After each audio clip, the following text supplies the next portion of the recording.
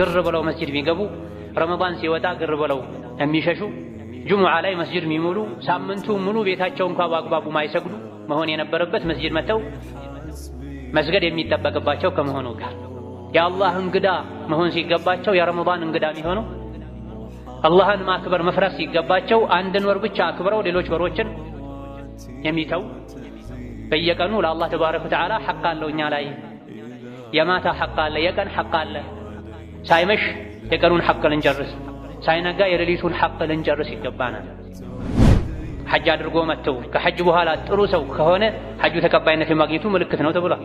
ረመዳን ላይ ጥሩ ሰው ሆኖ ከረመዳን በኋላ ይህ መልካም ስራው ከቀጠለ ረመዳን ላይ የሰራው ስራ ተቀባይነት የማግኘቱ ምልክት ነው። ረመዳን እንደወጣ ኸይረን እርግፍ አድርጎ ከተወ አልያ ደግሞ መውረድ ካለበት በታች ከወረደ መቀነስ ማይገባውን ያክል ከቀነሰ ያለፈ ስራውን ሊፈትሽ ይገባዋል። ለፉክክር ነበረ፣ ለታይታ ነበረ፣ ለይሉኝታ ነበረ ስራው የተሰራው ማለት ነው። የአላህን በር አንኳክቶ አላህ ከፍቶ አስገብቶት የኢማንን የመልካም ስራን ጣዕም ቀምሶ ረመዳን ሲወጣ የሚያቆም ሰው የለም። እስከዛሬ የት ነበርኩ ብሎ ባለፈው ይቆጫል። ያለፈውን ለመካስ አብዝቶ መልካም ስራ ይሰራል እንጂ ከምር ዒባዳን ያጣጣመ ሰው ከረመዳን በኋላ ወደ ኋላ አይመለስም። የሰው መጥፎ ረመዳን ላይ እንጂ አላህን ማያውቁ ሰው ነው ተብሏል። الإمام أحمد رحمه الله تعالى اندالوت إنما قال النبي صلى الله عليه وسلم 6 أيام من شوال فإذا صام 6 أيام من شوال لا يبالي فرق أو تابع بله وأنه كشوال ورست كثلاثة ويم كهاياتن قنات وست 6 ቀን መጾሙ ነው እንጂ ከመጀመሪያም ብጾም ከመሃልም ብጾም ከመጨረሻም ብጾም አከታትለህም ብጾም ያረፍክ ያፈራረክም ብጾም ችግር የለውም። ስለዚህ ከዒድ ማግስት ጀምሮ ቢጾምም ከዒድ በኋላ የተወሰነ ታርፎ ቢጾምም ዋናው የጀመሩትን ዒባዳ መቀጠል ነፍስ እንዳይረሳ ከሸዋል 6 ቀን መጾም አስፈላጊ።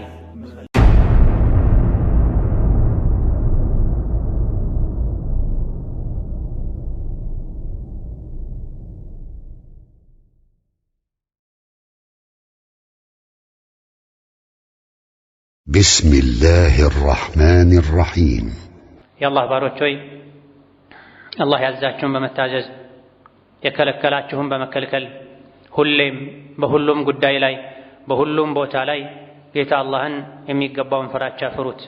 ለአኺራችሁ ስንቅ ያዙ። አላህ ተባረከ ወተዓላ እውነተኛ ሙስሊሞች ሆናችሁ እንጂ አትሙቱ ብሎናል። ነቢዩ ዓለይሂ ሰላቱ ወሰላም የትም ብትሆን አላህን ፍራ ብለዋል። በሁሉም ቦታ ላይ በሁሉም ጊዜ ላይ አላህን ተባረከ ወተዓላ ስንፈራ ነው እውነተኛ ሙስሊሞች ልንሆን የምንችለው። አላህ ተባረከ ወተዓላ የተለያዩ ወደሱ የምንቃረብባቸው አጋጣሚዎችን ፈጥሮልናል። ጊዜያትን፣ ቦታዎችን አንዱ ከአንዱ አበላልጧል። ይሄም የበለጠ ለኸይር ሥራ እንድንነሳሳ እንድንሽቀዳደም እንጂ አንድም ቀን ይሁን አንዲትን ሰዓት ከየትኛውም የዓመቱ ቀናትና ጊዜያት ውስጥ እረፍት አድርጉ፣ ኸይር ሥራን ተው፣ ሙሉ በእንቅልፍና በእረፍት አሳልፉ አልተባልንም። ይልቅ ወደ ኸይር ነገር ተሽቀዳደሙ ነው የተባልነው። የሰው ልጅ ሞቶ ከዱንያ እስኪወጣ መዝገቡ እስኪዘጋ ድረስ ከሥራ መቋረጥ የለበትም። የሰው ልጅ ሥራ የሚቆመው ሲሞት ነው። እስካልሞተ ድረስ እስትንፋሱ እስካለች ድረስ የሰው ልጅ ኸይር ሥራ ማቆም የለበትም። መሽቀዳደም አለበት፣ መበርታት አለበት። ዱንያ ላይ ሥራ አናቆምም። የተኛውም ባለሀብት ቱጃር ከሱ በላይ ካሉት ለመድረስ ሲሽቀዳደም እንጂ የበላይም ሆኖ በሀብት ከሁሉም በልጦ ሌሎች እንዳይደርሱበት የሀብት መጠኑን ማሳደግ ላይ ሲለፋ ሲደክም እንጂ ዱንያ በቃኝ ብሎ እጁን ታጥቦ የሚቀመጥ ማንም የለም። ለዱንያ በዚህ ልክ የሚሰራ ከሆነ ለአኺራ የበለጠ ሊሰራ ይገባል። የተለያዩ የጀነት ኒዕማዎችን ጸጋዎችን አላህ ከነገረን በኋላ ወፊ ዛሊከ ፈልየተናፈሲል ሙተናፊሱን ብሎናል። ይሄን የሰማችሁትን አይነት የጀነት ጸጋ ለማግኘት ተሽቀዳዳሚዎች ይሽቀዳደሙ ብሏል። ሙእምን የሚያርፈው ዓላማዬን አሳክቻለሁ የሚለው ሲራጥን ተሻግሮ የጀነት ምድር ላይ አንድ ብሎ መራመድ ሲጀምር፣ የሥራ መዝገቡን በቀኝ እጁ ሲቀበል፣ የረቡል ዓለሚንን ፊት ሲያይ ነው። ይህ እስካልተሳካ ድረስ ሙእምን አያርፍም፣ አይሰንፍም፣ አይዘናጋም፣ ኸይርን ለነጋ አይልም። ረመዳን ከ12ቱ የሂጅራ አቆጣጠር ወሮች አላህ ከፈጠራቸው ወራቶች አንድ ወር ነበረ። ጊዜውን ጠብቆ መጥቶ ጊዜውን ጠብቆ ሄዷል። ረመዳን ሲሄድ ኸይር አብሮ አይሄድም። ኸይር ሁሌም አለ። የመስጂድ ደጃፎች ሁሌም ክፍት ናቸው። አላህ ተባረከ ወተዓላ ወደሱ እንድንቃረብበት ብሎ ያወረደው በአንዱ ፊደል በትንሹ 10 አጅር የሚገኝበት ቁርአንም አለ። ረመዳን ቢሄድም ሰደቃም አለ። ሁሌም የተራበን እንድናበላ የተቸገረን እንድንረዳ ታዘናል። ረመዳን ያስተማረን መልካም ስነ ምግባርም አሁንም አለ። የትም ሆነህ አላህን ፍራ፣ ከሰዎች ጋር ስነ ምግባርህ ያማረ ይሁን ብለዋል ነቢዩ ዓለይሂ ሰላቱ ወሰላም። ረመዳን ላይ ስነ ምግባርህን አሳምር፣ ረመዳን ላይ አላህን ፍራ፣ ከዛ በኋላ እንደፈለግከሁን አላሉም ነቢዩ ዓለይሂ ሰላቱ ወሰላም። ከረመዳን በኋላ ወደ መጥፎ ስራ ወደ መጥፎ ስነ ምግባር መመለስ ረመዳን ላይ የሰሩትን ስራ ዋጋ ያሳጣል። ወንጀል ከሰሩ በኋላ ኸይር ስራ መስራት ወንጀልን አጥቦ እንደሚያስወግደው ሁሉ ኸይር ስራ ከሰሩ በኋላ ወንጀል መስራትም ኸይር ስራን አጥቦ ያስወግደዋል። ረመዳን ላይ ጥሩ ሰው መስሎ ከረመዳን በኋላ ወደ ኋላ መመለስ ረመዳን ላይ የሰሩት ስራ አላህ ዘንድ ተቀባይነት ያለ ማግኘቱ ለአላህ ተብሎ ያለ መሰራቱ ምልክት ነው። የአላህ ባሮች ሆይ አላህ ተባረከ ወተዓላ በቁርአን ሁሉን ነገር አስተምሮናል። የሚጠቅመንን ሁሉ ነግሮናል። የሚጎዳውንን ሁሉ አስጠንቅቆናል። ዱንያ እንዳታታልለን እንዳሸነግለን የዱንያ ባሪያ እንዳንሆን ከዱንያ አኺራ እንደሚሻለን መልካም ስራ ከዱንያ ይልቅ ለሰው ልጆች የተሻለ ተስፋ አለኝታ እንደሆነ ሲነግረን አላህ ምን ብሏል? አልማሉ ወልበኑነ ዚነቱል ሐያቲ ዱንያ ወልባቂያቱ ሷሊሓቱ ኸይሩን ዒንደ ረቢከ ተዋበን ወኸይሩን አመላ ይላል። ዱንያ ጌጥ ናት። ልጅም ሀብትም የዱንያ ጌጦች ናቸው። ጌጥ ደግሞ የሚረግፍ ነው። ከጊዜ በኋላ እድሳት የሚያስፈልገው ነው። ዱንያና ዱንያ ላይ ያሉ ነገሮች በሙሉ ጌጥ ናቸው። ታዲያ ምንድን ነው የሚሻለው? ወልባቂያቱ ሷሊሓቱ ኸይሩን ዒንደ ረቢከ ተዋባ። ቋሚ ቀሪ የሆኑ መልካም ስራዎች ጌታ አላህ ዘንድ ምንዳቸው ይበልጣል። ለሰው ልጅ ይሻላሉ ከዱንያ ቋሚ ቀሪ የሆኑ መልካም ስራዎች። ወኸይሩን አመላ የሰው ልጅ ለዱንያ ህይወቱ አለኝታ ተስፋ የሚሆነውን ሀብት ያከማቻል። ዱንያ ላይ ከምታከማቹት ሀብት ይልቅ የምትሰሩት ቋሚ ቀሪ መልካም ስራ ተስፋነቱ እሱ ነው የሚሻለው ይላል። ዱንያ ላይ ትተነው የሄድነው ንብረት ወራሾች ተከፋፍለው እኛን ሊረሱን ይችላሉ። ስንሰበስብ የቆየነውን ሳንበላ ኸይር ስራው ላይ እንኳን ሳናውለው ልንሄድ እንችላለን። ኸይር ስራ ግን ቀድሞን ነው ወደ አኺራ የሚሄደው። ዱንያ እዚሁ ነው የሚቀረው። ከስንት አንድ የአላህ ባሮች ናቸው ከዱንያቸው በህይወት ያሉ ቀንሰው ወደ አኺራ የሚልኩት እንጂ አብዛኞቹ የሰው ልጆች የዱንያ ባሪያ ይሆናሉ። እቺን ልፈጽምና እቺን ላሳካና ለአኺራ ኸይር ሰራለሁ ያሉ መለከል መውት ስራውን ይሰራል፣ ነፍሳቸውን ይዞ ይሄዳል። ስለዚህ አላህ ባሮች ሆይ ሁሉም አይነት ገንዘብ፣ ሀብት፣ ንብረት በኑን ልጆች ያውም በቁርአኑ አገላለጽ ወንድ ልጆች ነው የሚለው። አልማሉ ሀብት ንብረት በሙሉ ወልበኑን ወንድ ልጆች። አብዛኛውን ጊዜ ሰዎች ከሴት ልጅ ይልቅ ወንድ ልጅ ላይ ስለሚመኩ ነው። ቁርአኑ የወረደ በነበረው ሁኔታ ላይ እዛ አካባቢ የነበሩ ማህበረሰቦች ዘንድ ደግሞ ሴት ልጅ ከኩራት ይልቅ ማፈሪያም ነበረች። ኋላ ላይ ነው ሸሪዓ ኢስላም ያሻሻል። ታዲያ ብዙ አላዋቂዎች ዘንድ ከወንድ የተሻለ ከሴት የተሻለ ሰዎች የሚመኩባቸው ወንድ ልጆችም ቢሆኑ ሁለቱም ተደምረው ዱንያና ዱንያ ላይ ያሉ ጌጦች ወንዶችም ይሁን ሴቶች ልጆች በሙሉ ዚነቱል ሐያቲ ዱንያ የዱንያ ጌጣጌጥ ናቸው። ሰው ይሄን ያክል ልጅ አለኝ ብሎ ይፎክራል፣ ይኮራል። ይሄን ያክል ሀብት አለኝ ብሎ ይደሰታል። እነዚህ በሙሉ ጌጥ ናቸው፣ ጊዜያዊ መዋቢያ ናቸው። ወይም ነገ መዋቢያው ይረግፋል፣ ልጆች ሊሞቱ ይችላሉ፣ ዱንያ ልትክድህ ትችላለች፣ ወይም አንተ ትተሃቸው ልትሄድ ትችላለህ። መሰረቱን ትተህ ጌጡ ላይ መጠመድ የለብህም። ከዚህ የሚሻለው ምንድነው? ወልባቂያቱ ሷሊሓቱ ኸይሩን ዒንደ ረቢካ። ቋሚ መልካም ስራዎች ላንተ አላህ ዘንድ የተሻሉ ናቸው። ከምን? ከልጅም ከሀብትም ከስልጣን ከዱንያዊ ብልጭልጭ ቁሳቁስ ሁሉ ለሰው ልጅ የሚሻለው መልካም ስራ ነው። ልጆች ያሉም ሊክዱ ይችላል፣ ወላጃቸውን ሊረሱ ይችላሉ፣ ዞር ብለው ላያዩት ይችላሉ። ገንዘብም ሊሄድ ሊመጣ ይችላል፣ ስልጣንም ሊገኝ ሊነጠቅ ሊሻር ይችላል።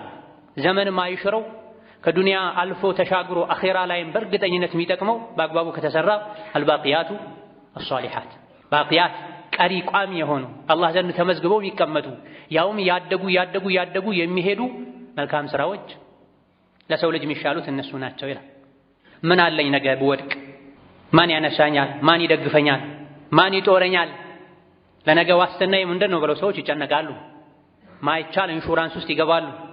ማይፈነቅሉት ድንጋይ የለም። የዱንያ ህይወታቸው ቆይታቸው አስተማማኝ እንዲሆን ዱንያ እንደምንም ብለን ልናሳልፋት እንችላለን። አላህ ተባረከ ወተዓላ የፈጠራት ነፍስ ሪዝቋን ሳትጨርስ አትሞትም ብለው ነቢዩ አለይሂ ሰላቱ ወሰላም ነግረውናል። ለሳቸው ጅብሪል ነግሯቸዋል። ታዲያ ለዱንያ ተብሎ አይደለም ወንጀል ሊሰራ የተፈቀደው ላይ እንኳን ወሰን ማለፍ አይገባም፣ አኺራን ያስረሳልና። ዱንያን በልክ ያዟት ብሎ አላህ ወደ ምን የገፋፋን ነው? ባቂያቱ ሷሊሓት ላይ እንድናተኩር። ባቂያት ልጆች ሲሞቱ ዱንያ ስትከስር የሚቀሩ መልካም ስራዎች ማለት። ሷሊሓት መልካም ስራዎች ደግ የሆኑ አላህ ዘንድ እውቅና ያላቸው ተቀባይነት ያላቸው በሱና መሰረት የሚሰሩ በኢኽላስ የሚሰሩ ኸይሩን ተዋባ ወኸይሩን አመላ የሰው ልጅ የተሻለ ተስፋ አስተማማኝ የመኖር ዋስትና እነሱ ናቸው ይላል። በዱንያም በአኺራ ኸይርን ስራ አብዝቶ የሚሰራ ሰው በህይወቱ ደስተኛ ይሆናል። የፈለገውን ምግብ ከሚበላ፣ የፈለገውን አይነት ልብስ ከሚለብስ፣ የፈለገው አይነት መጓጓዣ ላይ ከሚጓጓዝ ሰው የበለጠ ዱንያ ላይ ደስተኛ የሚሆነው ወንጀልን የሚተው በታዘዘው መሰረት ኸይር ስራ የሚሰራ ሰው። አላህ ያዘዘውን ማይሰራ የከለከለውን ማይከለከል ዱንያ ሙሉ በሙሉ አበባ በአበባ ብትሆንለት የፈለገውን ቢበላ የፈለገውን ቢጠጣ የውስጥ ደስታን ሊያገኝ አይችልም። ለዱንያም ለአኺራም መልካም ስራ ለሰው ልጆች የተሻለ ነው ከምን ይልቅ ከጠፊዋ ዱንያ ይልቅ ይላል። ይህ የሱረቱል ካፍ አልባቂያቱ ሷሊሓት ኸይር ቋሚ መልካም ስራዎች በላጭ ናቸው ለዱንያም ቢሆን ወኸይሩን አመላ ለነገም ቢሆን ከተስፋ አንጻር አስተማማኝ እነሱ ናቸው የተባለላቸው ባቂያቱ ሷሊሓት ምንድን ናቸው የሚለውን በተመለከተ የተወሰኑ ሊቃውንት 5 ወቅት ሶላቶች ናቸው ብለዋል። ይሄ ከሰሓቦችም ከሌሎችም ከታቢዕዮችም ተነግሯል።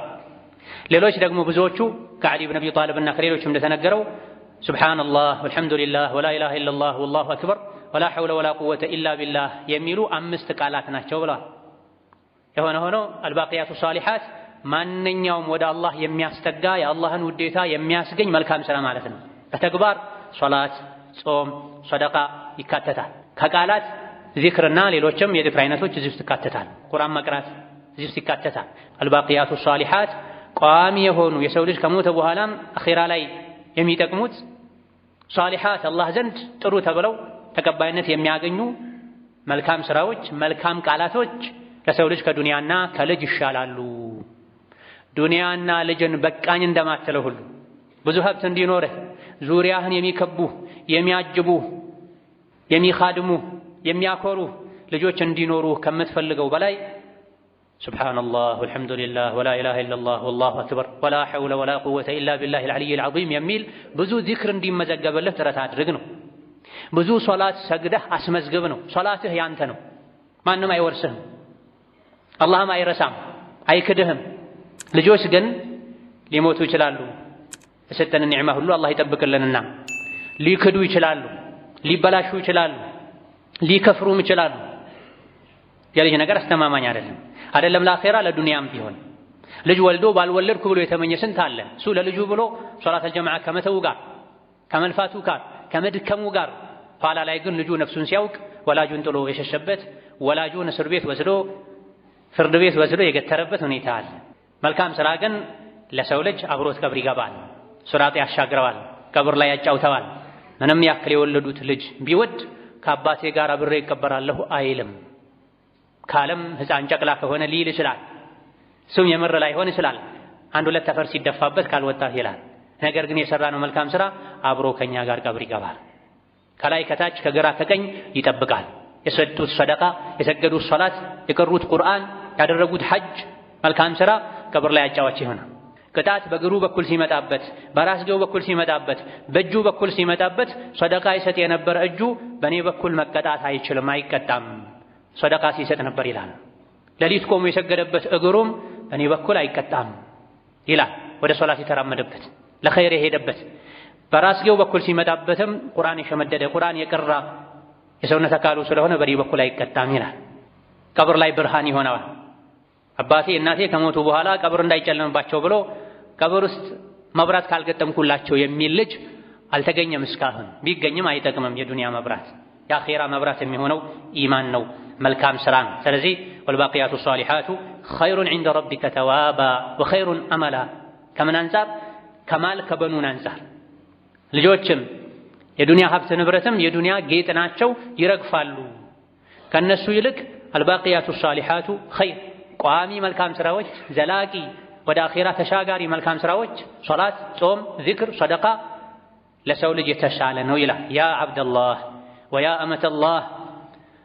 ዱንያ በቃኝ እንደማንለው ሁሉ መቼ እንደምንወጣ ካለማወቃችን ጋር እጃችን ላይ ያለው ለ3 ለ4 ትውልድ ሊበቃ የሚችል ከመሆኑ ጋር ዱንያ በቃኝ እንደማንለው ሁሉ አልባቂያቱ ሷሊሓትን መልካም ስራን፣ ሶላትን፣ ዚክርን፣ ሰደቃን፣ ዱዓን፣ ቁርአንን በቃኝ ልንል አይገባም።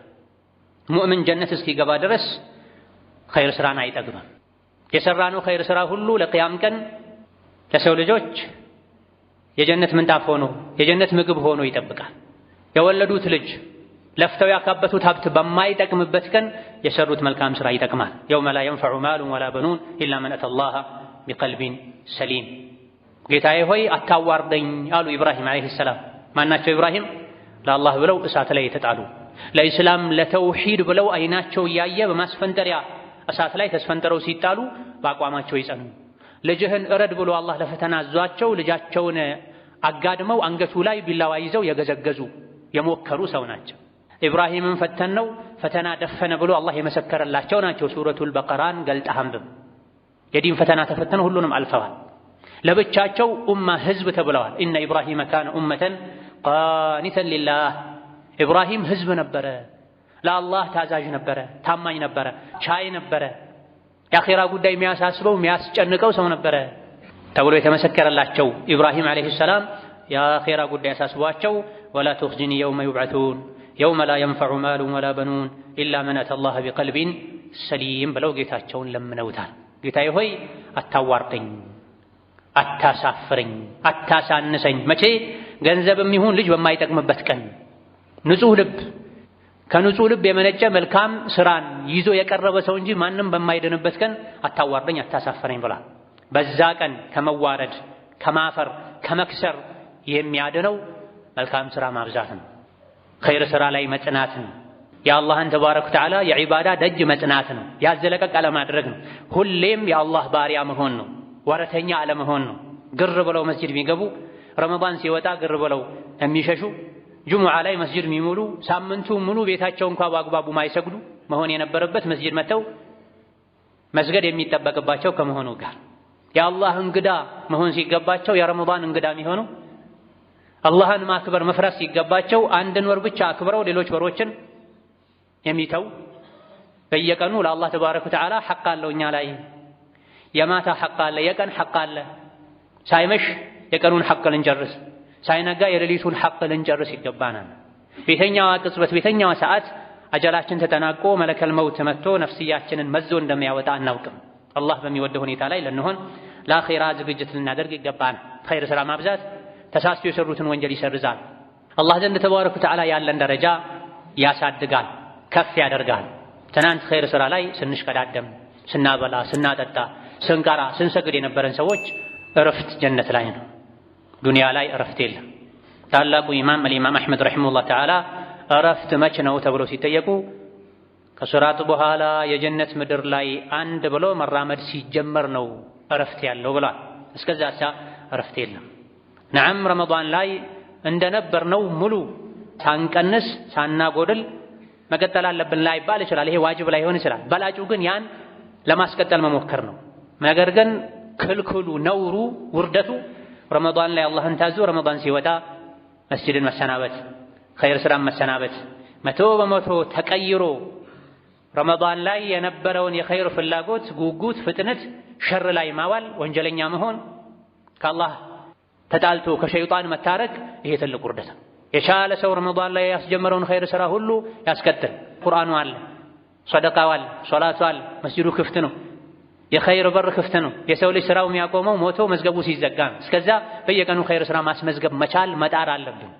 ምን ቢያቅተን ግን ዋጅብ የሆኑ ግዴታ የሆኑ ነገሮችን መተው ማቆም የለብንም። ኸይር ስራ ላይ የበረታ የጸና ሰው መቼም አይጸጸትም፣ ይደሰታል እንጂ። ያዝ ለቀቅ የሚያደርግ ሰው ግን ሞቱ ሲመጣ መጸጸቱ አይቀርም። መልሱኝ ያጎደልኩትን እንዳስተካክል ይላል። ያ እንዳይሆን ዛሬውኑ ረመዳን ላይ የጀመርነውን ንግድ አጠናክረን ልንቀጥል ይገባናል። በሶላት ልንነግድ፣ ቁርአን በመቅራት ልንነግድ፣ ዚክር፣ ሰደቃ፣ ዱዓ በማብዛት ልንነግድ፣ ስነ ምግባራችንን በማሳመር ልንነግድ፣ ከወንጀል በመጠንቀቅ ንግዳችንን ትርፋችንን ልንጠብቅ ይገባናል። ከንግዶች ሁሉ ያማረ ንግድ ከአላህ ጋር የሚያደርጉት የንግድ ሥራ ነው። ከአላህ ጋር የሚነገድ ንግድ አለ። ኸይር ሥራ የሚሠራ ሰው ትርፉ ዋናው አላህ ዘንድ ነው ተመዝግቦ የሚቀመጥለት። ዱንያ ላይ ያስቀመጥነውን ሌባ ሊወስዱ ይችላል። የታመነ ሰው ሊክድ ይችላል። የታመኑ ልጆች ሊክዱ ይችላል። አላህ ዘንድ ያለ ግን አይጎድልም፣ እየጨመረ ይሄዳል እንጂ። ጌታ አላህ ይህም በቁርአን ነግሮናል። ወማ ቱቀድሙ ሊአንፉሲኩም ሚን ኸይሪን ተጅዱሁ ዒንደላህ ሁወ ኸይረን ወአዕዘመ አጅራ ወስተግፊሩላህ ኢነላህ ገፉሩን ረሒም ይላል አላህ ተባረከ ወተዓላ። ሶላት ስገዱ፣ ቁርአን ቅሩ ወዘተ ካለም በኋላ አላህ ሰደቃ ስጡ ካለም በኋላ ወደ አላህ አስቀድማችሁ የምትልኩት ማንኛውም መልካም ሥራ የምትሰሩት ሥራ በሙሉ ተጅዱሁ ዒንደላህ ነገ በከባዱ ቀን አላህ ፊት ስትቆሙ ታገኙታላችሁ። ዱንያ ስትሰሩት ከነበረው የተሻለ የበለጠ የላቀ ሆኖ አንዱ ኸይር ሥራ በ10 ተባዝቶ እስከ 700 ሁሉ እጥፍ ድርብ ተደርጎ ታገኙታላችሁ። አጅሩም የበለጠ ሆኖ ታገኙታላችሁ ብሎ አላህ ተባረከ ወተዓላ ገፋፍቶናል። የአላህን ምክር ልንቀበል፣ የነፍስያን የሸይጣናችንን የስሜታችንን ቦታ ወስዋስ ልንተው። ረመዳን እንዳለቀው እንደሄደው ሁሉ እድሜያችንም እንደሚያልቅ እንደሚያበቃ በመገንዘብ ኸይር ላይ ልንበረታ يقبانا. بارك الله لي ولكم في القرآن العظيم ونفعني وإياكم بما فيه من الآيات والذكر الحكيم. أقول قولي هذا وأستغفر الله لي ولكم ولسائر المسلمين من كل ذنب وخطيئة فاستغفروه إنه هو الغفور الرحيم والبر الكريم. الحمد لله على إحسانه والشكر له على توفيقه وامتنانه وأشهد أن لا إله إلا الله وحده لا شريك له تعظيما لشانه وأشهد أن محمدا عبده ورسوله الداعي إلى رضوانه صلى الله عليه وعلى آله وأصحابه وإخوانه وسلم تسليما كثيرا. أما بعد، نبي عليه الصلاة والسلام بحديثاتشو من صام رمضان ثم أتبعه ب6 من شوال فكأنما صام الدهر كله بلا. رمضانا يصوم كزام كشوال 6 ቀናትን የጨመረ ዓመቱን ሙሉ እንደጾመ ይቆጠርለታል ብላ። አንዱ መልካም ሥራ በ10 ስለሚባዛ ነው። ረመዳን 1 ወር ነው፣ በ10 ወር ይባዛል። ሸዋል ወር ውስጥ 6 ቀናት ሲጨመሩ 60 ይሆናል፣ 12 ወር ሆነ ማለት ነው። ረመዳንን በትክክል ጾሞ ከሸዋል 6 ቀን የጨመረ ሰው ዓመት ሙሉ እንደጾም ይቆጠርለታል። በየዓመቱ ረመዳንን ጾሞ ከሸዋል 6 ቀን የሚጨምር ሰው እድሜ ልኩን እንደጾም ይቆጠርለታል ማለት ነው። ይሄ ትልቅ ገኒማ ነው። ኸይርን ሥራ አንዴ ከጀመሩት ጥፍጥናውን ከቀመሱት በኋላ ወደ ኋላ ማለት የሙእምን ባህሪ አይደለም። ረመዳን ላይ የሰራነው ሥራ አላህ ዘንድ ተቀባይነት ካገኘ ለአላህ ብለን ከነበር የሰራነው ከረመዳን በኋላም በየአይነቱ አለ ይቀጥላል። ረመዳን ላይ ጾም እንደነበረ ሁሉ ከረመዳን በኋላም ዓመቱ ሙሉ ሱና ጾማል። ረመዳን ላይ ተራዊህ ተሐጁድ እንደነበረ ሁሉ ከረመዳን በኋላም በየቤቱ ሁሉም ተራዊህን ተሐጁድን መቀጠል ይችላል። ቁርአኑም እንዳለ ነው፣ ሰደቃውም እንዳለ ነው፣ መልካምነቱም እንዳለ ነው። ኸይር የተባለ ሁሉ ከረመዳን በኋላም አለ። ረመዳን ላይ ለይሉን ተራዊሑን መስጂድ ሄዶ ተጠራርቶ ተሰባስቦ መስገዱ ሱና ይሆናል። ከረመዳን ውጪ ሁሉም ለየብቻው ይስገድ። አንዳንዴ ድንገት በተገናኙበት አብረው ቢሰገድ ሱናውም ቢሆን ችግር የለውም። አልኢማም ኢብኑ ረጀብ አልሐንበሊ ረሒመሁላህ ተዓላ ከጾም በኋላ ዋጅቡን ጾም ከጨረሱ በኋላ ወደ ሱና ጾም መመለስ ረመዳን ተቀባይነት የረመዳን ጾም ተቀባይነት የማግኘቱ ምልክት ነው ብላ። አላህ ተባረከ ወተዓላ ከአንድ ባሪያው የሰራውን መልካም ሥራ ከተቀበለው ያን ሥራ ከሰራ በኋላ ሌላ ተመሳሳይ መልካም ሥራ ለመስራት ይወፍቀዋል፣ ያበቃዋል፣ ያድለዋል። ከሰሓቦች እንደተነገረው አልሐሰነቱ ተቁሉ ኡኽቲ ኡኽቲ ወሰይአቱ ተቁሉ ኡኽቲ ኡኽቲ ተብሏል። መልካም ሥራ እህቴንም ላካት ትላለች ተብሏል። መጥፎ ሥራም እንደዚሁ እህቴን አስከትልልኝ ትላለች ተብሏል። ኸይርን ሥራ የሠራ ሰው ያ ኸይር ሥራ በታዘዘው መሰረት መስፈርት ከተሰራ አላህ ዘንድ ተቀባይነት ካገኘ ኸይሩ ሥራ ሌላ ኸይር ሥራ ይወልዳል፣ ያስከትላል። ጥፍጥና አለው መልካም ሥራ። ይጣፍጥ ምግብ የበላ ሰው፣ ለሆዱ የሚጨነቅ ሰው አንዴ የቀመሰውን ምግብ ሁሌ መደጋገም ይፈልጋል። ሩቅ እንኳ ቢሆን መኪና አስነስቶ ይሄዳል። መልካም ሥራን ዒባዳን ጣዕሙን የቀመሰ ሰውም እንደዚሁ ልድገመው ይላል። የጾምን ጣዕም የቀመሰ አከታትሎ ይጾማል። የሶላትን ጣዕም የቀመሰ አንዴ ልጨምር ይላል። 2 ረካ ሰግዶ አያበቃም። ስጁዱ ሩኩዑ ከጣፈጠው አንድ ልድገም ይላል። አንድ ጁዝ የቀራ ሰው 2ኛ ጁዝ ላድርግ ይላል። አንድ ሱራ የጨረሰ ሰው እችን ልጨምርና ይላል። መልካም ሥራ እንደዚህ ነው። ተመሳሳዩን ያስከትላል። ኸይርን ይወልዳል፣ ሸር ወንጀል ደግሞ ወንጀልን ይወልዳል። ፈጥኖ የተወበተ ሰው አላህ ተባረከ ወተዓላ የጠበቀው ሰው ካልሆነ በስተቀር ጾሙ ላይ እንደሚባለው ሁሉ የረመዳን ጾሙን አላህ የተቀበለው ሰው አስከትሎ ሸዋልን ከጾመ ስራው አላህ ዘንድ ተቀባይነት የማግኘቱ ምልክት ነው እንደተባለ ሁሉ ረመዳን ላይ የተሰገደው ሶላት ሱናው ፈርዱ ተቀባይነት ካገኘ አንድ ምልክቱ ከረመዳን በኋላም ሶላት ላይ መቀጠል ነው። ረመዳን ላይ ፈርዱን ሱናውን ሰግደው ረመዳን ሲወጣ ሶላት የሚያቆሙ ሰዎች አሉ፣ የከሰሩ ናቸው። ረመዳን ላይ ሰደቃ ሰጥተው መልካም ሰው ሆነው ኢዕቲካፍ ሁሉ አድርገው ቁርአን ደጋግመው አክትመው ረመዳን ሲወጣ እንደዚህ አይነት መልካም ስራዎችን ሁሉ የሚያቆሙ ሰዎች አሉ። መልካም ስራው ተቀባይነት ያለ ማግኘቱ ምልክት ነው። ሐጅ አድርጎ መጥተው ከሐጅ በኋላ ጥሩ ሰው ከሆነ ሐጁ ተቀባይነት የማግኘቱ ምልክት ነው ተብሏል። ረመዳን ላይ ጥሩ ሰው ሆኖ ከረመዳን በኋላም ይህ መልካም ስራው ከቀጠለ ረመዳን ላይ የሰራው ስራ ተቀባይነት የማግኘቱ ምልክት ነው። ረመዳን እንደወጣ ኸይረን እርግፍ አድርጎ ከተወ አልያ ደግሞ መውረድ ካለበት በታች ከወረደ መቀነስ ማይገባውን ያክል ከቀነሰ ያለፈ ስራውን ሊፈትሽ ይገባዋል። ለፉክክር ነበረ፣ ለታይታ ነበረ፣ ለይሉኝታ ነበረ ስራው የተሰራው ማለት የአላህን በር አንኳክቶ አላህ ከፍቶ አስገብቶት የኢማንን የመልካም ስራን ጣዕም ቀምሶ ረመዳን ሲወጣ የሚያቆም ሰው የለም። እስከዛሬ የት ነበርኩ ብሎ ባለፈው ይቆጫል። ያለፈውን ለመካስ አብዝቶ መልካም ስራ ይሰራል እንጂ ከምር ዒባዳን ያጣጣመ ሰው ከረመዳን በኋላ ወደ ኋላ አይመለስም። የሰው መጥፎ ረመዳን ላይ እንጂ አላህን ማያውቁ ሰው ነው ተብሏል። ረመዳን መግባታችን ኸይር ነው፣ በዛው ከቀጠለን ነው። ረመዳን ሲመጣ ምንገባ ረመዳን ሲወጣ ምን ወጣ ከሆነ ኢማናችንን ልንፈትሽ ይገባናል። ከረመዳን በኋላ ኸይርን ስራ ለማስቀጠል ከሚሰሩ ዒባዳዎች አንዱ የሸዋል 6 ቀን ጾም ነው።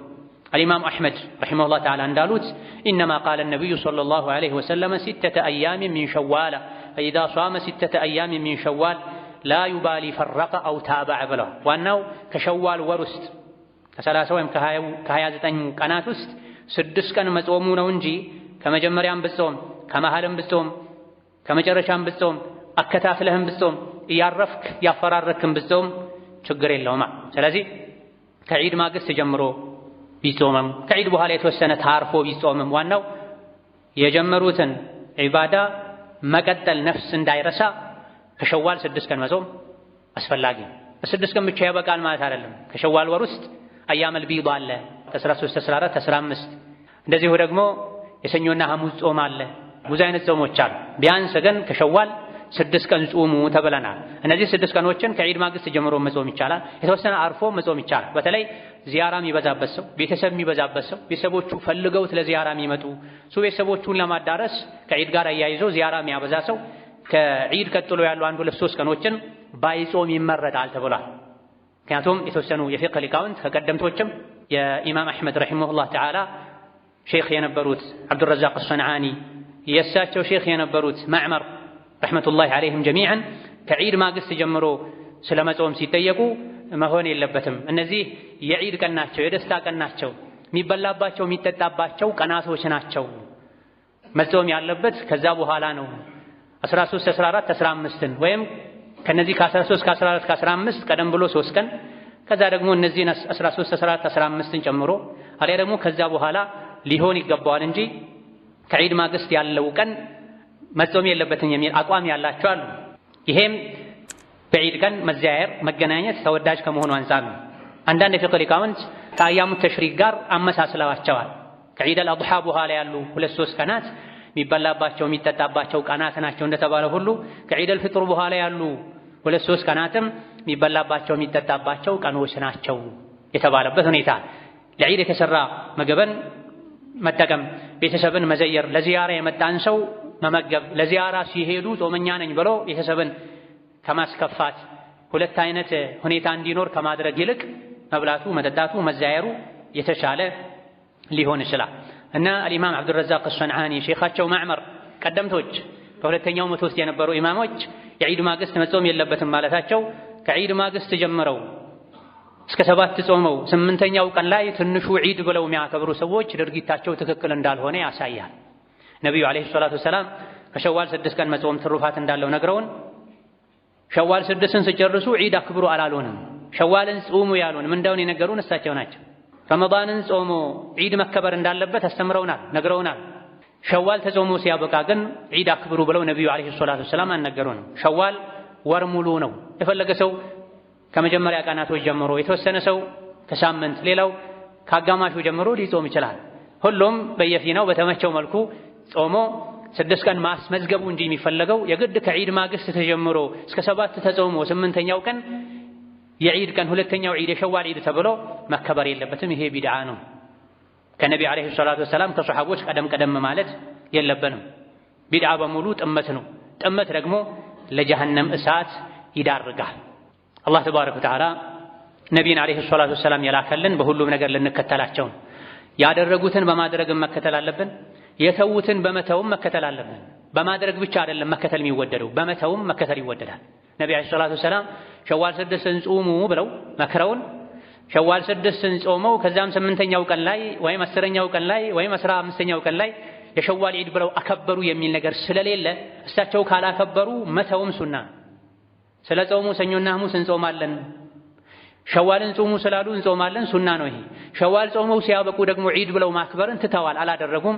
የመተው ሱናም አለ፣ የማድረግ ብቻ ሳይሆን ነብይ የተዉትን ነገር መተው ሱናም አስፈላጊ።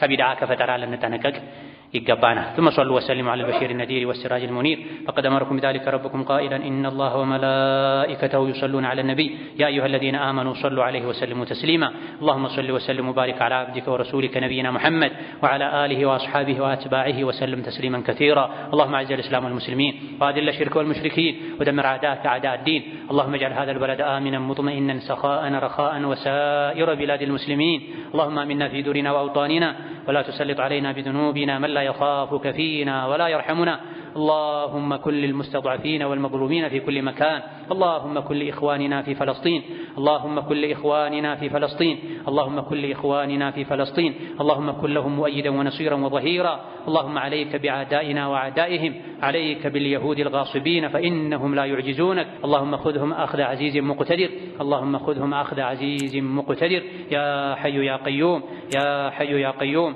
حسبنا الله ونعم الوكيل ربنا آتنا في الدنيا حسنة وفي الآخرة حسنة وقنا عذاب النار اللهم أعنا على ذكرك وشكرك وحسن عبادتك ربنا اغفر لنا ولوالدينا ولمشايخنا ولجميع المسلمين آمين والحمد لله رب العالمين.